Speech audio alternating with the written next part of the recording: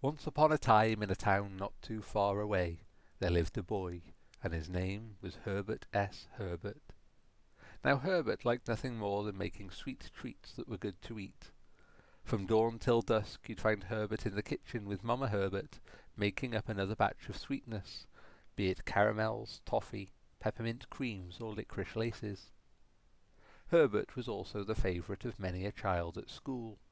Quick to smile and quick to help, the fact he brought candied confections to the playground was but the icing on an already much-loved cake. But Herbert was not entirely happy, for Herbert had a dream unfulfilled, a recipe as yet unperfected, a sweet unlike any other, a sweet he dubbed Sherbert. Sweet and fizzy, this culinary magnificence would both tempt and tease the taste buds. On a day such as this, Herbert was once again trying to perfect his recipe. "Mamma," he called, "Mamma, please go to the supermarket and buy the sweetest sugar money can buy." Mamma Herbert, being a kind soul, left at once upon this errand. Herbert took to pacing. Up and down he paced, up and down, until he heard his mamma at the door.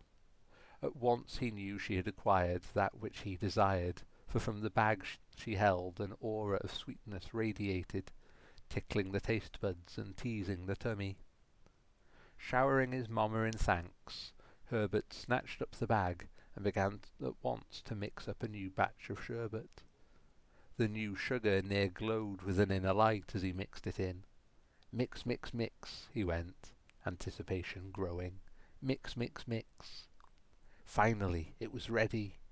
He licked his little finger and plunged it into the mix. As he withdrew the besugared digit, light from the sun caught it and caused it to shimmer and sparkle. He placed the finger in his mouth.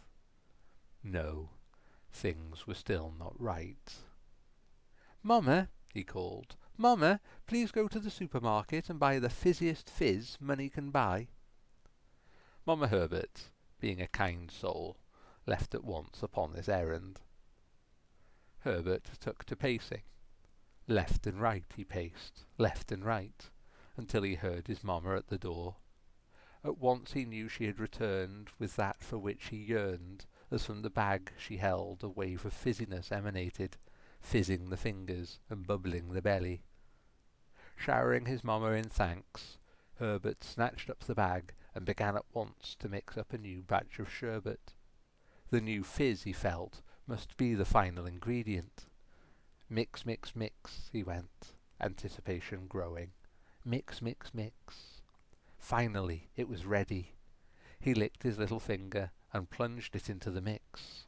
As he withdrew the befizzed digit, light from the sun caught it and caused it to shimmer and sparkle. He placed the finger in his mouth. No, 1,000 times no. Things were still not right.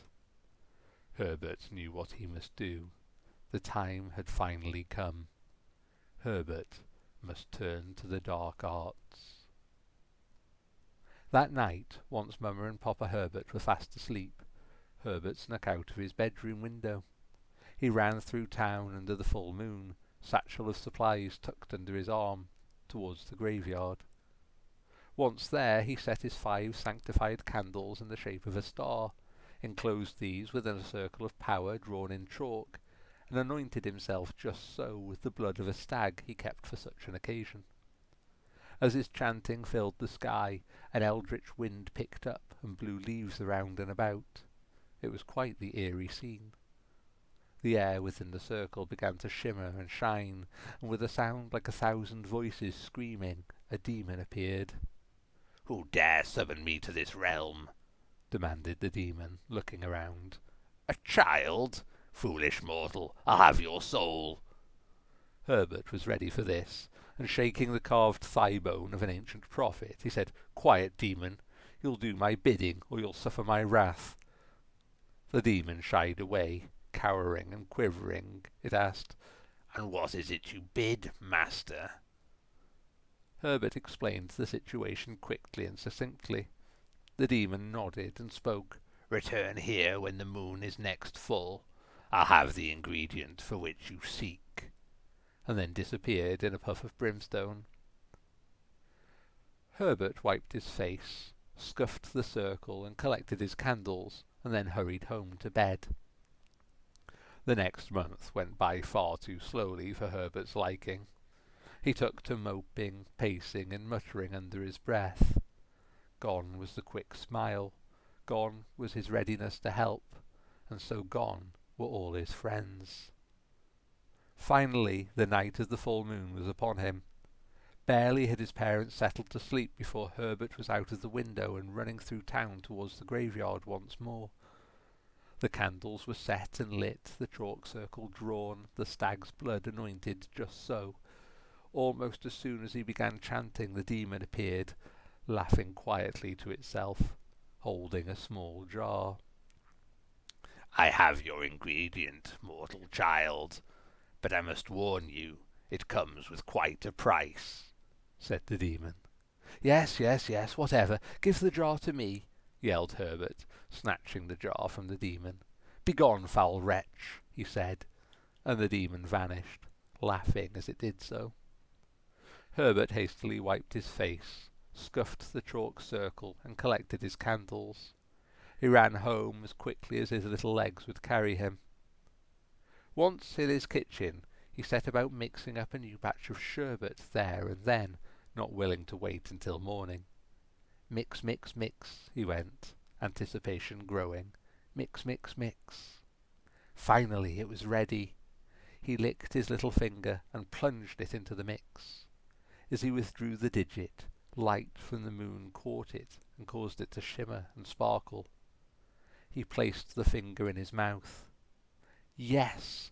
Tears of joy streamed down his face, while his tongue danced to the song of this wondrous sweet. "This is it!" yelled Herbert. "This is the best thing I or anyone else shall ever taste." The next day Herbert hurried to school, wishing to share his sherbet with his friends. Come here, you must try this," he called. "I'm sorry for how I've acted this last month, but this shall surely make up for that 1,000-fold." His 3 best friends hurried over. Sherman, the boy that once tricked the Owl King, Penelope Sideways, the girl that sees things differently, and little Sammy Gizmos, the girl that talks to robots, had known Herbert a long time and were quick to forgive their friend. "Try this, do," said Herbert, licking his little finger and plunging it into the powder. His friends followed suit, and each finger, sherbet speckled as it was, caught the sun and shimmered and shined. Each besherbeted digit was tasted. Tears of joy streamed down 4 young faces. "This must be what heaven tastes like," murmured Sherman. "Bah, ha, ha, ha, ha, ha!" erupted a laugh from behind him. "Heaven? Hardly," laughed the demon, for it was he. "That is the taste of your soul, young mortal, a soul you've now forfeit to me. I'll see you for soon," he said, as he began to fade. Acting in unison, the 4 children dived towards the demon, and found themselves stood in a landscape of fire and stone. Tormented screams carried on the wind, and the sky was a swirling mass of wreathing clouds and fleeting faces. I'm so sorry," said Herbert. "I didn't know."